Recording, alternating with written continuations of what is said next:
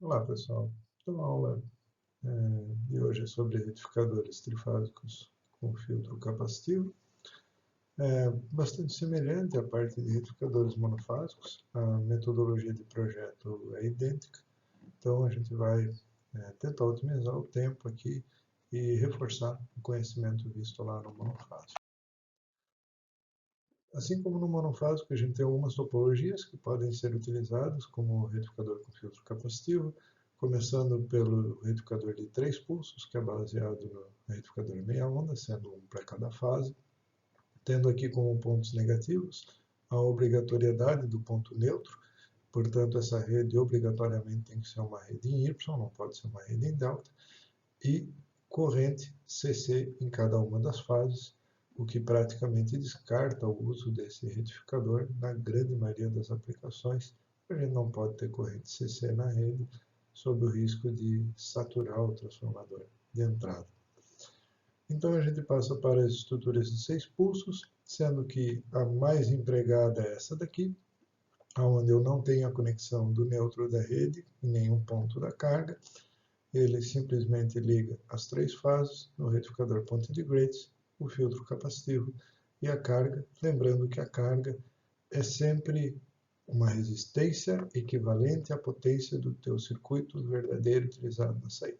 Então, se você vai utilizar o retificador trifásico point de Grates para alimentar um acionamento de motor, um inversor que aciona o motor trifásico, você vai fazer a conta de qual é a potência do teu motor, qual é o rendimento do teu inversor, e você vai colocar aqui um resistor equivalente, que represente a potência do motor mais as perdas do teu circuito que você tenha no meio do caminho. Se aqui eu estiver consumindo uma potência igual à do circuito que eu desejo aplicar, esse retificador vai funcionar com as características desejadas. Eu posso ter a conexão do ponto central dos capacitores aqui no neutro da rede, bem como a conexão, além do ponto central, da carga como um todo. Ponto central dos capacitores mais a carga. Essa conexão ela é muito pouco usual, muito pouco comum, tá? Porque é difícil a gente ter cargas com necessidade de alimentação bipartida, mas é uma forma possível de se utilizar. Essa conexão aqui também não é tão usual, mas é um pouquinho mais usual do que essa. O grande prejuízo desta configuração é que a corrente de neutro aqui é bem elevada. Tá? Devido à criação de harmônicas que você tem nesse circuito, você acaba operando como dois retificadores aqui, meia onda de 3 pulsos, circulando corrente pelo neutro, e a corrente de neutro se torna bastante elevada. A corrente de neutro é aproximadamente raiz de 3 da corrente de uma fase. Então, se a gente pensar num circuito aqui que cada corrente de fase é em torno de 100 amperes, a gente está falando de uma corrente eficaz de neutro em torno de 173 amperes. Lembrando que o neutro, geralmente, ele é dimensionado da mesma forma que as fases. Então, se você tem aqui uma corrente de 173 amperes, enquanto as fases têm 100 amperes, muito provavelmente você vai ter problema. De forma que este circuito, então a tendência de uso dele é com uma estrutura dedicada, uma estrutura já projetada, dedicada para este fim, porque senão a sua instalação, muito provavelmente, não vai suportar esse tipo de retificador. Mas ele tem uma vantagem. Como ele retifica com esse ponto médio excessivo nos capacitores, eu vou ter aqui a tensão de pico de fase e eu vou ter aqui também a tensão de pico de fase, de forma que essa tensão total ela se torna 2 vezes a tensão de pico de fase, que é maior do que a tensão de linha que aparece aqui.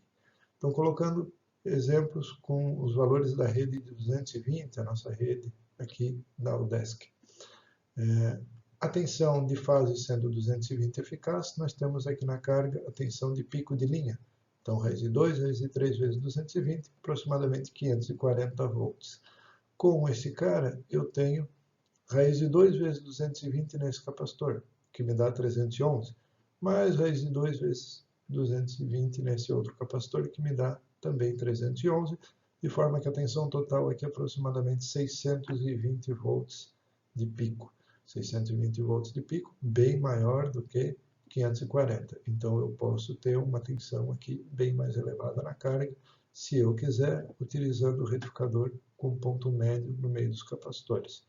O ponto negativo, conforme a gente já falou, dimensionamento aqui do neutro. Tá? Essa mesma característica ocorre aqui no circuito com a carga também acessível ao ponto neutro. A diferença é que aqui agora eu tenho duas cargas, né? Uma para receber esse barramento, uma para receber esse barramento, enquanto aqui eu tenho uma carga total. Okay? Mas do ponto de vista da rede e da divisão de tensão e da amplificação de tensão, que essa conexão de neutro proporciona, tudo igual para este circuito em relação a este. Nós vamos fazer o projeto desse circuito aqui, ok? Porque de longe ele é o mais utilizado, uma vez que, como a gente comentou, é uma vantagem você não ter um neutro acessível, porque você pode conectar esse circuito tanto a redes em Y quanto a redes em delta. As redes em delta não têm ponto neutro acessível, de forma que as redes em delta não permitem essa conexão. E a gente já comentou as desvantagens dessa conexão, portanto, esse aqui ele é de longe o mais empregado e é aquele que nós vamos fazer o projeto aqui nesta aula. Em termos de operação, eu posso ter a operação com esta relação ω-RC maior do que 1,73 ou ω-RC menor do que 1,73. Esta relação ω-RC menor do que 1,73 não é interessante, por quê? Porque eu efetivamente não estarei filtrando. Se a gente olhar a forma de onda da tensão de saída, é a mesma do circuito sem o capacitor. É a forma de onda do retificador com fio retificador ponte de Grates, apenas com carga resistiva. Tá? Então, o capacitor está ali fazendo uma filtragem tão pequena que não chegou a afetar a forma de onda, de forma que não é um uso interessante. Se eu coloco o capacitor, é para que o capacitor torne a tensão mais constante possível. E se ele não está alterando a tensão, então ele não está fazendo o papel dele. Tá? De forma que esta relação não é interessante, a gente sempre vai trabalhar aqui com o valor de ω-RC maior do que 1,73. Nessa situação, a gente tem 12 etapas de operação. Numa primeira etapa, quando a tensão de linha é maior do que a tensão do capacitor, eu tenho diodo 1 e diodo 5 ligando, e o capacitor é carregado com a tensão de linha, a tensão de uma fase menos a outra. Num segundo momento, quando a tensão do capacitor se torna maior do que a tensão de entrada, os diodos bloqueiam, porque eles não permitem corrente negativa, a corrente não pode fluir no sentido carga, fonte de entrada, então o capacitor sozinho mantém a carga. Depois eu tenho outras duas fases somadas maior do que a tensão do capacitor, portanto outros dois diodos vão ligar. Observem aqui que o diodo 1 conduziu um período com o diodo 5, agora o diodo 1 está conduzindo juntamente com o diodo 6, então o diodo 1 conduziu duas vezes no período. O diodo 6 também vai conduzir duas vezes no período, porque quando a tensão do capacitor voltar a ser maior do que a tensão de entrada, eu volto a ter o bloqueio e o capacitor sozinho mantém a carga, mas quando a tensão de linha V23 se torna maior do que a tensão de carga, eu vou ter agora D2 com D6. Então, observem que como estou um diodo de baixo, certo? D1 conduziu duas vezes, como estou de D5 para D6, agora o D6 conduziu duas vezes, como estou de D1 para D2, e assim a gente segue, vai comutar depois para D3, vai comutar depois para D4, para D5, sempre intercalando uma etapa onde ninguém conduz. Então, sempre nas etapas pares, somente o capacitor mantém a carga, nas etapas ímpares, conforme mostrado aqui, então sempre eu vou ter duas fontes conectadas à carga através de dois diodos, sempre um diodo de cima e um diodo de baixo. Isso vale para a etapa 9, para a etapa 7, para a etapa 7, para a etapa 9, para a etapa 11 e para as etapas que a gente já viu no slide anterior. Em termos de forma de onda, a gente fica com essas formas de onda. A tensão na carga é o topo das tensões de linha, então aqui é o momento que a tensão do capacitor é maior do que todas as tensões de linha, aonde eu não tenho corrente na entrada e o capacitor sozinho está segurando a carga. Quando a tensão da rede se torna igual à tensão do capacitor, os diodos ligam e eu tenho a carga do capacitor, aquele perfil de corrente triangular. Como o diodo daquela fase conduz uma vez com um diodo de baixo, depois uma segunda vez com outro diodo da outra fase de baixo, a gente observa aqui dois pulsos triangulares positivos, dois pulsos triangulares negativos. Então aqui, por exemplo, para a fase A, condução do diodo 1 e aqui condução do diodo 4. Lembrando que para cada diodo a condução é corrente positiva, entretanto, devido ao seu posicionamento de circuito, para a rede a corrente aparece como positiva e ora é negativa. Então observamos que a corrente de cada fase ela é com nível médio igual a zero. Nesse slide a gente mostra a tensão na carga juntamente com as tensões de fase. Observamos que a tensão na carga é bem mais alta que as tensões de fase, porque a tensão na carga é o topo das tensões de linha. Então, enquanto aqui a fase, para essa nossa simulação, que é 220 volts eficaz, o pico da tensão de fase aqui é 311, aqui a tensão de linha é 311 vezes raiz de 3, então a gente vai ter aqui algo em torno de 540 volts aplicado à carga, 540 volts de pico. Tá? Essa simulação está com uma carga resistiva de 25 ohms, o que equivale a uma potência aqui de aproximadamente 12 kW, para ser mais exato, 11.500 watts, na frequência de 50 Hz. O capacitor aqui é de 2.000 micro. E, reforçando a informação anterior, temos aqui agora as tensões de linha, juntamente com a tensão de carga, mostrando que a tensão de carga ela é topo das tensões de linha filtrado agora pelo capacitor. A gente observa uma ondulação realmente bem pequena lá nas tensões de linha, que é a tensão aplicada à carga, uma vez que o capacitor faz esse papel. Essa é a ideia do filtro capacitivo. Aqui mostramos as tensões e correntes de cada uma das fases. Então a gente observa as três tensões defasadas de 120 graus e as três correntes também defasadas aqui de 120 graus, onde eu tenho os dois pulsos do diodo 1, depois os dois pulsos do diodo 4, os dois pulsos do diodo 2, diodo 5, diodo 6, diodo 3. Tá? Então, sempre pulso positivo são os diodos da parte de cima, pulso negativo os diodos da parte de baixo.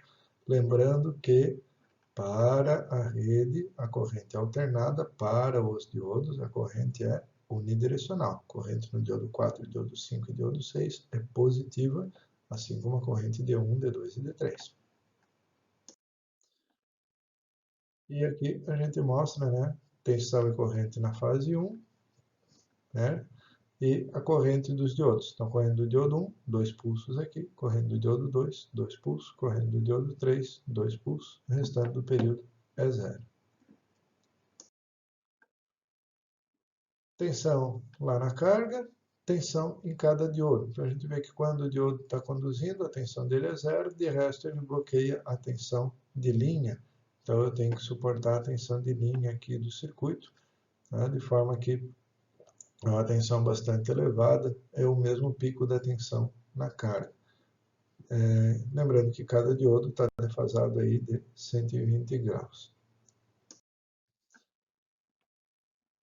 Tensão na carga, que é a própria tensão no capacitor, e corrente no capacitor. A gente observa que o capacitor ele recebe os mesmos picos de corrente que você tem no diodo e na rede, porque ele é o causador dos picos de corrente. Quando você tem o capacitor que tem um comportamento de fonte de tensão em paralelo com a rede, que é outra fonte de tensão, quem que limita a corrente aqui no meio? Idealmente, se o diodo tem resistência zero, não tem ninguém para limitar a corrente assume picos aqui, patamares bem elevados. O valor médio de corrente no capacitor é zero, tá? Todo esse pico positivo é compensado nesse corrente negativa, que é quando o capacitor sozinho está mantendo a carga. O valor eficaz de corrente no capacitor é elevado, tá? Mas o valor médio é zero. Para os cálculos, então, primeiramente, é feito o equacionamento do circuito. É um equacionamento muito semelhante ao anterior, do retificador monofásico, somente no lugar da tensão de fase, agora eu tenho uma tensão de linha, de resto são as mesmas equações, de forma que a gente vai cair em ábacos conceitualmente iguais. A diferença é que agora os valores do ábaco são diferentes, porque num caso era um retificador monofásico, com 2 pulsos, agora é um retificador trifásico, com 6 pulsos. Então, a metodologia é idêntica, mas os resultados, obviamente, são bem diferentes. Então, você tem que tomar cuidado para não usar o ábaco do monofásico no trifásico e vice-versa, porque você vai ter resultados, obviamente, bem incorretos. Mas desde que você use os ábacos corretamente, é um projeto bastante simples e rápido de ser feito. Nesse slide temos o ábaco do ômega RC pela tensão mínima do capacitor dividido pela tensão de linha de pico. Então lembra aqui, tensão de linha de pico é raiz de 2, raiz de 3 V0, certo? Onde aqui você escolhe a ondulação que você deseja e obtém o valor de ômega RC.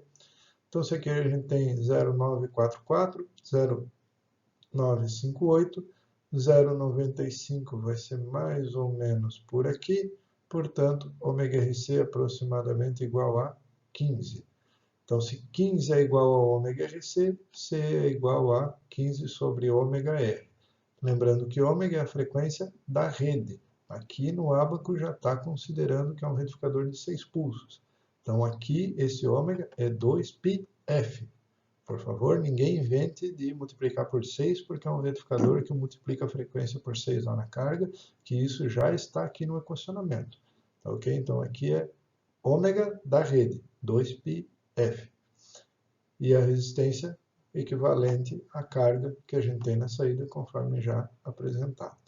Então, você vai isolar que o 15 que você obteve do ábaco é igual a C. O C é igual a 15 por ômega R. Com isso, você obtém o valor da capacitância. Na sequência, a gente pode achar a corrente no capacitor. Novamente, o livro deduz aqui a equação diferencial de corrente. A corrente a gente já viu que é composta por patamares cossenoidais que visualmente parecem triângulos, certo? Porque eu tenho a tensão senoidal e C é igual a C dVc dt, derivada do seno vai me dar um cosseno. Então isso aqui de fato é uma parcela de corrente cossenoidal, mas que visualmente parece um triângulo devido ao pequeno intervalo de tempo que você está aplicando. Esta equação vai gerar um ábaco que a gente vai mostrar lá na frente. Outros parâmetros que a gente vai calcular, tensão média. Então, como a ondulação é muito pequena, eu não preciso usar a fórmula exata, a fórmula que vem aqui da integração, dessa forma de onda senoidal e depois esse decrescimento exponencial. Se eu quiser usar, claro que pode usar, né? É um cálculo mais exato, mas o cálculo simplificado já é suficiente. A tensão de pico, tensão máxima, mais a tensão mínima sobre 2, já vai te dar a média aqui. É um cálculo bem razoável, bem aceitável. A corrente média é simplesmente a tensão média dividida por R, porque eu não tenho corrente média no capacitor. A corrente eficaz pode ser considerada aproximadamente igual à média, uma vez que a ondulação é muito pequena. Portanto, a potência na carga pode ser dada pelo R I eficaz ao quadrado. Com isso, você acha a potência de carga. Lembro que, às vezes, esse pode ser o primeiro cálculo que você venha a fazer. Você, às vezes, sabe, eu tenho que alimentar uma carga de 10 kW. Então você conhece a potência, mas você não conhece a resistência. Então você usa a potência com a corrente aqui para poder achar a resistência. Lembrando que a corrente você pode obter aqui da tensão, e a tensão você pega dos parâmetros de projeto, uma vez que a tensão mínima do capacitor é especificada pelo projetista. A corrente eficaz no capacitor, a gente faz uso desse ábaco. Então aqui no eixo horizontal eu tenho o ômega RC. Na transparência anterior a gente colocou como exemplo o ômega RC de 15. Então se eu vier com o ômega RC de 15, eu obtenho aqui aproximadamente 1,6. 1,6 é o quê? R e C eficaz pela tensão de linha de pico igual a 1,6. Portanto, a corrente eficaz do capacitor é esse valor que eu obtive do ábaco, esse 1,6, que multiplica a tensão de linha de pico, raiz de 2, raiz de 3 é 0, dividido por R. Então, com isso, a gente acha a corrente eficaz no capacitor. Lembrando que a corrente eficaz no capacitor tem valor médio igual a 0, porque toda a área positiva aqui é igual à área negativa. O capacitor está em regime permanente, né? Tudo que ele carrega, ele se descarrega ao longo de um período. Entretanto, o valor eficaz de corrente é bem elevado, porque o capacitor é carregado com impulsos de corrente, mas ele tem picos de corrente aqui bem razoáveis. O capacitor sendo eletrolítico, ele tem uma resistência séria aqui, que você vai calcular as perdas através dessa equação. RSE vezes a corrente eficaz ao quadrado, que vai te dar as perdas no capacitor do circuito retificador com filtro capacitivo ponte de Graves. Os esforços do diodo. Então, a tensão máxima do diodo é a tensão de pico de linha, raiz de 2, raiz de 3, V0. A corrente média do diodo é a corrente média de carga por 3. Por que a corrente média de carga por 3, se a gente tem 6 diodos? Porque os diodos conduzem em pares. Né? D1 conduz ou com D5 ou com D6. Os diodos não conduzem individualmente. Se eles conduzissem individualmente, a relação seria 1/6. Como eles conduzem em pares, então a relação é 1/3. Tá? A corrente média do diodo é a média de carga por 3. Como no cálculo do eficaz, a gente sempre tem essa conta, essa relação dentro de uma raiz quadrada, então a corrente eficaz do diodo é a corrente eficaz por raiz de 3. Qual corrente eficaz por raiz de 3? A corrente neste ramo aqui, ó, entre os diodos e capacitor mais resistor. Tá? A corrente aqui nesse ponto é essa corrente chamada de X, que é o somatório quadrático da corrente do capacitor mais a corrente de carga. A raiz quadrada de C eficaz ao quadrado mais o IR eficaz. Uma vez que o IR eficaz eu posso considerar igual ao IR médio, então essa conta aqui é facilitada, acho a conta nesse ramo. A conta nesse ramo ela é repartida aqui por 3 diodos. Então, como eu estou falando de cálculo eficaz, o X eficaz por raiz de 3. Corrente na entrada. Então, a entrada tem esse formato de corrente, conforme a gente já viu. Valor médio é 0, porque tudo que eu tenho aqui positivo, eu tenho aqui negativo. A corrente eficaz de entrada é a corrente de um diodo vezes raiz de 2. Por quê? A corrente do diodo D1 é essa aqui. A corrente do diodo D4 é esta daqui. Então, eu somo as duas correntes para obter a corrente de entrada. Como essa conta está dentro da raiz quadrada da forma de onda ao quadrado, que é o conceito básico de cálculo de valor eficaz, então a corrente eficaz aqui de entrada é a corrente eficaz de um diodo que multiplica por raiz de 2. A potência ativa na rede pode ser dada pela potência na carga, mais as perdas do diodo. Tá? Lembrando que as perdas do diodo você calcula com a expressão básica que a gente já viu lá atrás, né? Considerando o VTO do diodo e o RT do diodo. E a potência aparente de uma fase é a tensão eficaz de fase vezes corrente eficaz de fase. Aqui tem que tomar cuidado que a gente está calculando a potência aqui, ó, de uma fase, e aqui, quando a gente está calculando essa potência ativa, é a potência total de carga, que é entregue por 3 fases. Tá? Então, na hora de calcular o fator de potência, eu tenho que ver quanto cada fase contribuiu com a potência ativa. Por isso que o cálculo do fator de potência é a potência de carga por 3S1 de fase, pela potência aparente de uma fase. Porque cada fase fornece 1/3 da potência ativa. Tá? A conta pode ser feita dessa forma, analítica, ou usando o ábaco do fator de potência, que te permite fazer a conferência. Né? Então, de novo, o ábaco do fator de potência tem que bater com esse cálculo, se não bater, alguma conta está feita errada. E o ábaco é mais fácil de usar. VC mínimo pela tensão de linha de pico. Então, aqui, se você usou 0,95, você vai pegar este valor, aproximadamente 0,54. Se vocês lembrarem da aula monofásica de retificador com filtro capacitivo, lá, para uma ondulação maior, a gente tinha um fator de potência de 0,46. Lá para algo perto de 10% de ondulação, era 8% de ondulação, se eu não me engano, a gente tinha fator de potência de 0,46, agora aqui com 5% de ondulação, a gente tem fator de potência 0,54. Não é muito melhor, mas é melhor.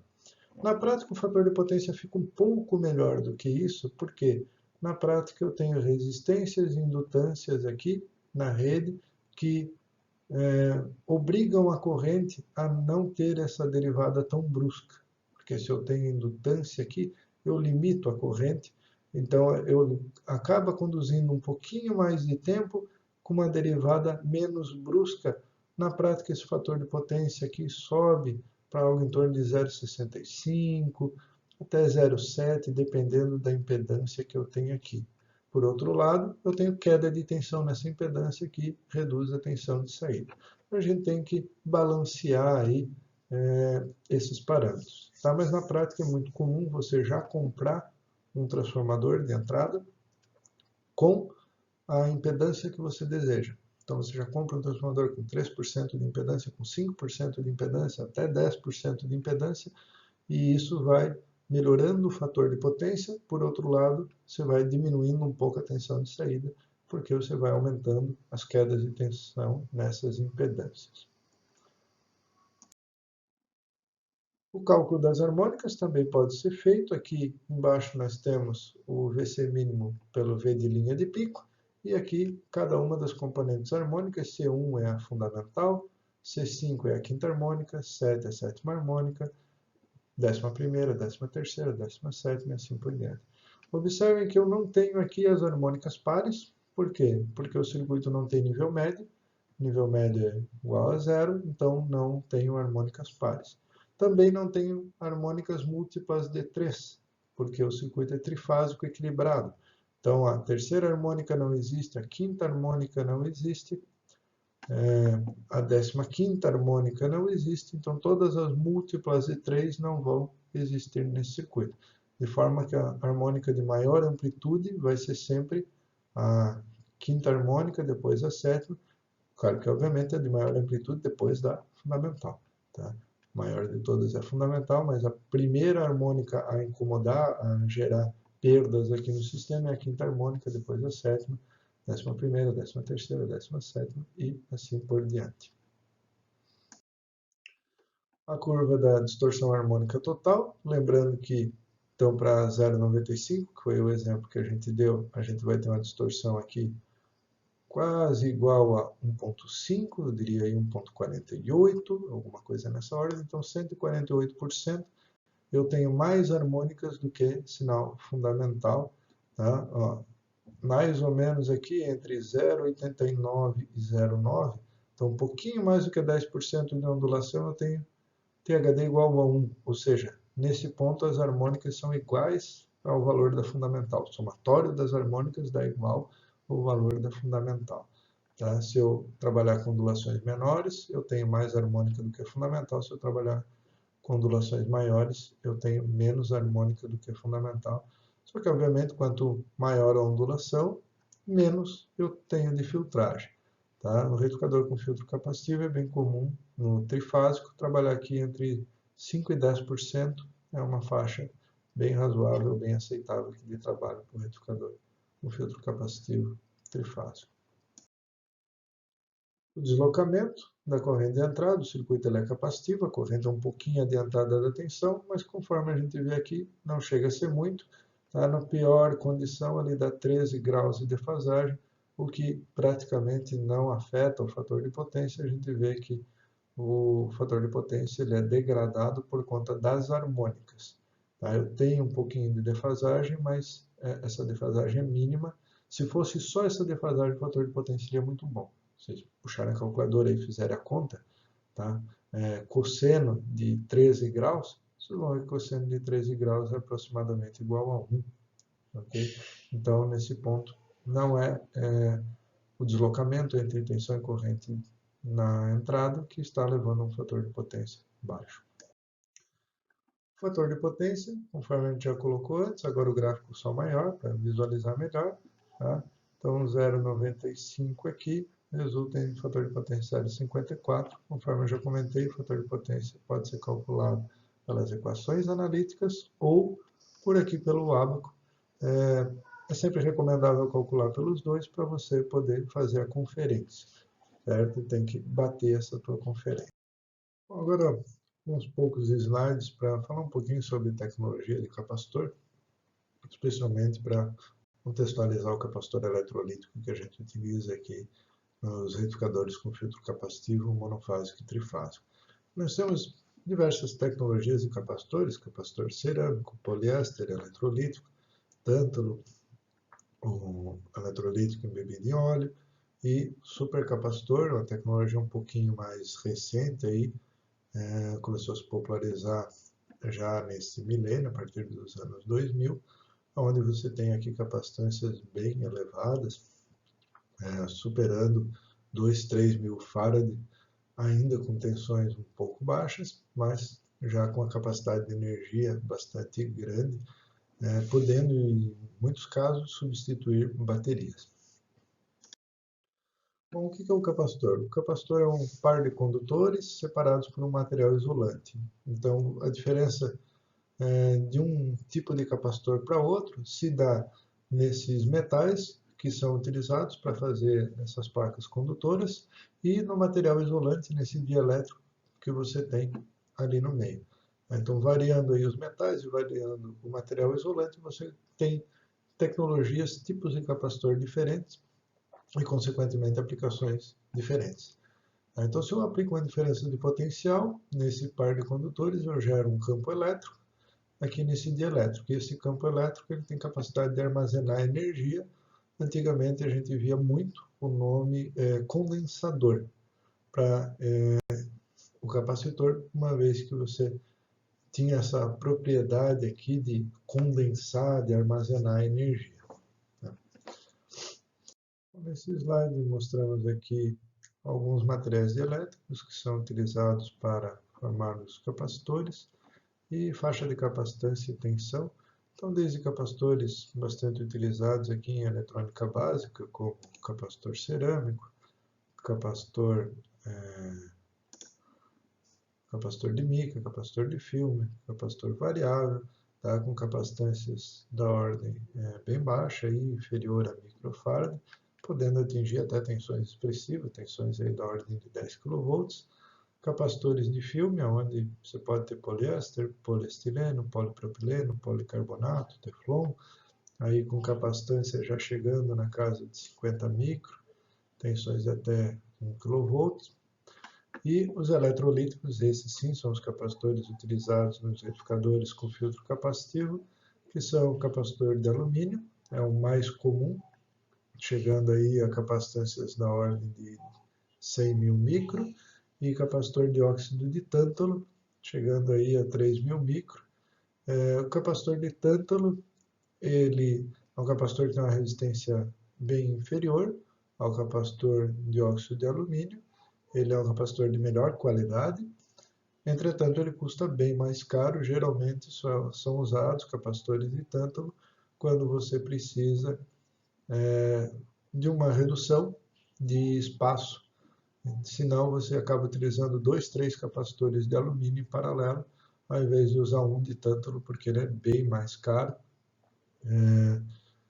mas ele tem uma resistência bem menor. Então você utiliza 2, 3 desse aqui em paralelo para obter uma resistência reduzida igual a de tântalo, e ainda assim é mais barato que o de tântalo. Bom, as perdas do capacitor eletrolítico são um fator bastante importante, por isso que a gente calcula a corrente eficaz. Na prática, hoje, a gente escolhe mais capacitor pela corrente eficaz do que pela capacitância, para você atender a capacidade de corrente eficaz que você precisa em termos de projeto, você acaba utilizando uma capacitância bem mais elevada. E essa perda é dada pela resistência série equivalente, que multiplica a corrente eficaz ao quadrado, corrente eficaz esta que a gente obteve dos ábacos, conforme mostrado alguns slides atrás. Então, aqui mostrando o datasheet de um capacitor eletrolítico, por exemplo, capacitor de 450 volts, 3.300 microfarad, ele tem aqui a 100 Hz, 30 miliohms de resistência, o que dá a ele uma capacidade de circular 26 amperes de corrente se você tiver a 40 graus Celsius. Tá? Essa é a corrente AC máxima que ele suporta. A corrente AC nominal, o AC rated, é na casa de 9.4. Tá? E aqui já na temperatura máxima dele de 85 graus. Como que é essa relação? Poxa, a nominal é 9.4, mas eu posso chegar a 26 amperes. O que eu ganho, o que eu perco aí? A gente tem que partir para um outro gráfico do datasheet.